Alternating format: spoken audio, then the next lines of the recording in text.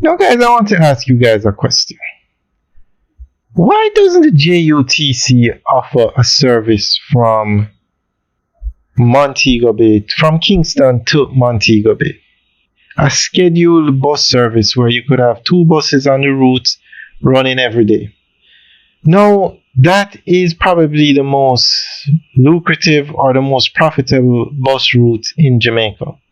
Other private bus companies operate it and make billions of dollars. That is the core route for private bus companies.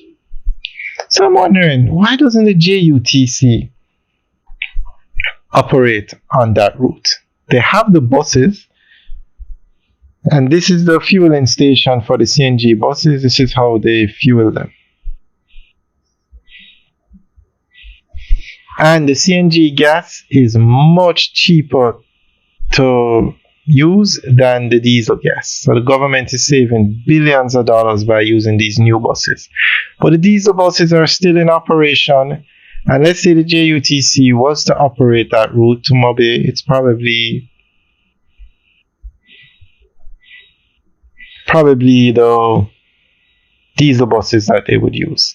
And they have a bus service in Montego Bay called Montego Bay Metro. Uses the same buses like the JUTC. So I'm just curious as to why JUTC doesn't do that. Now they've started to operate from Kingston to St. Thomas, very successful routes. They operate 2 buses a day and 5,000 people use the service in 1 week. They now go to, I don't know if they go as far as Mandeville. I know they're starting to open up the route because of the highway to Mandeville or Maypen. But we'll talk about that one in a future video. But the service from Kingston to Montego Bay, very lucrative service, and that's the 2 international airports in Jamaica. So that is another reason why you have so much traffic, people going to and from the airports. Now, JUTA, which is basically the tourist bus service in Jamaica, they are starting to operate a service from Kingston to Montego Bay. And even with Knutsford Express operating that route, JUTA is still going to operate. And I think JUTC should operate a service as well. So guys, let us know what you think. Leave your comments in the section below.